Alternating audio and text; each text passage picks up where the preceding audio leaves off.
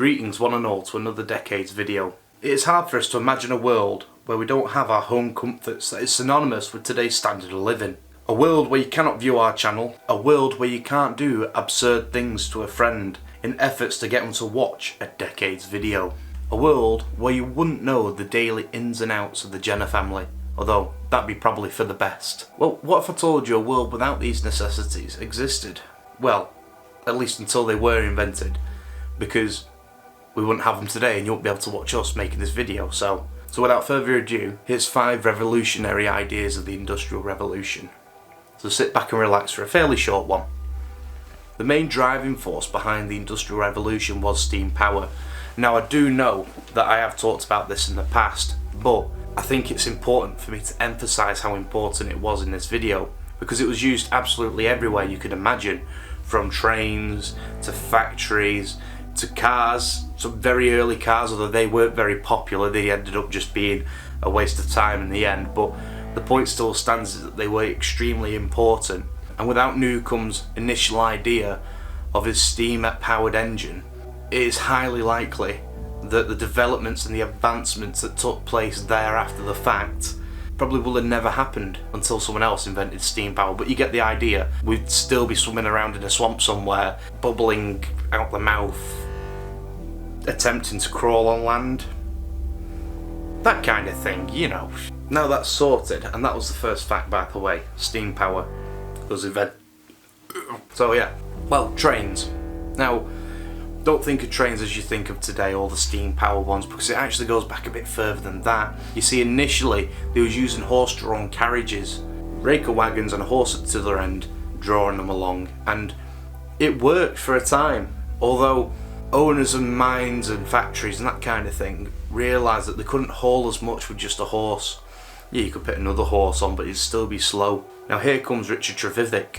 Now Richard Trevithick was a great engineer. He had the idea of mounting a high pressure boiler on top of a set of wheels and using a piston to drive them wheels, causing locomotion. He achieved that.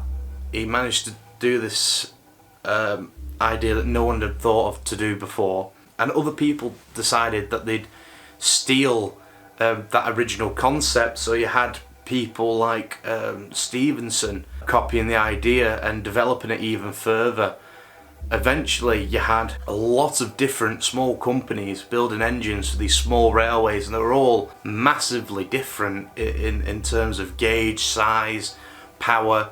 When Queen Victoria found out about it, she thought that this invention could be put to better use. Now, the way she went about doing this was setting up a competition called the Rainhill Trials. Invites were sent out, or it was advertised, that you could bring your engine to this event, and people came, but it wasn't like you could come up to this event just to show off your idea. There was a prize. The prize would be funds to build the first public railway between Manchester and Liverpool. This is significant because before then, all railways that existed in the country were small little out and backs, either from a mine to a port or to a canal. They'd never really served any great deal of importance with transporting goods over a great distance. So with that being said, because Rainhill's another video, Rainhill Trials, I think it's best if we press on. So fact number 3, factories and mills. Now again, steam power. Probably a better title for this video would have been how did steam power drive the Industrial Revolution, but I feel like we may have already touched on that already. But factories and mills initially were usually just powered by either water wheel, or they were powered by a living thing, either a horse or a person if you're in a workhouse. With the advent of steam power, you could have a steam engine driving all your machinery, and it could work a lot faster. It didn't need time off like a person. You could keep it running 24/7. There was initial expense of actually installing the steam engine into your factory or business and getting the apparatus that will go with the engine. But once it was in, it allowed factory owners and mill owners to start mass producing on a great scale. This was really a great driving force behind the Industrial Revolution, because without it, and without being able to mass produce, you'd certainly see the country being a lot less developed. With the advent of mass production also came more jobs, more housing, more needs for everything else, because there was a lot more industry. And this again drove up the population, so even more of everything needed to come together. and then more people and more factories and more houses, which means you need more factories for the things that people in those new houses then use. The cycle continues. So without factories being able to mass produce, we would have still been in the Stone Age, basically. While we're on the subject, fact number 4, unions. Prior to unions, you had the factories, of course, that were driven by steam. People working very long hours with very little pay, with no time off or decent respite between shifts. There was a great overlook on people's rights, and rights to pay, and rights to working conditions, and rights to leave.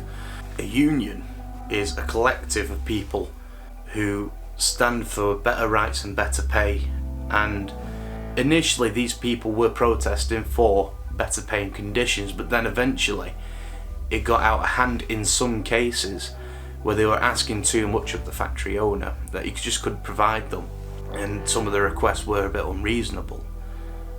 And this led to many small groups coming together and forming a proper union. So you wouldn't just have this mill and that mill and that mill each with their own union. They all joined together, and in 1868 these people came together for a conference in Manchester to set up one of the first unions. Now it's fair to say without a union today, workers' rights wouldn't be as cherished as they are. We're lucky to live in a country where workers' rights are a big deal, where you get paid for the time that you worked and you're allowed a certain amount of leave every year. But without them people, I think it would be fair to say that we wouldn't have any of that to begin with.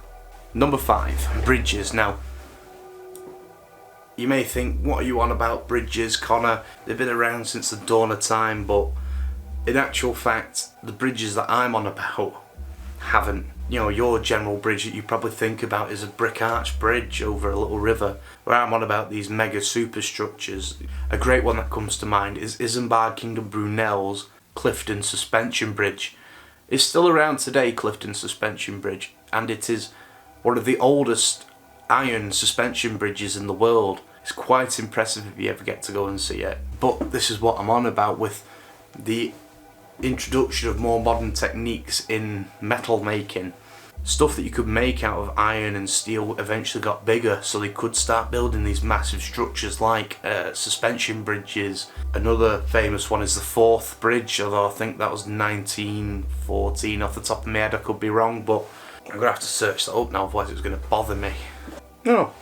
Forth Rail Bridge, 1882. With the advent of better factories and mills and metal processing and techniques on metalwork and production, it allowed for larger and larger objects to be built and put together like bridges. And it is fair to say that without these bridges you'd be walking a hell of a lot longer distance to find your closest passing point on a river. They were usually as well built as a show of like, look what we can do, which is good in a way because it gets people thinking about how you can actually do it and then pushing on that endless cycle of development.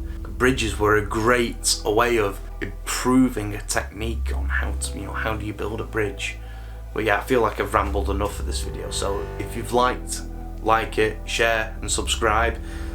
Maybe get a mate to watch the video, that'd be very much appreciated. And if they say no, all you simply do is sneak into the room whilst they're sleeping, gas them, like that, gas them, and they'll wake up in a basement somewhere with a drippy roof, tied to a chair, and a little TV's going to come on, and all it's going to be is our content. So it basically gives them the option. If they don't want to watch our stuff, then threaten to tie them up in a basement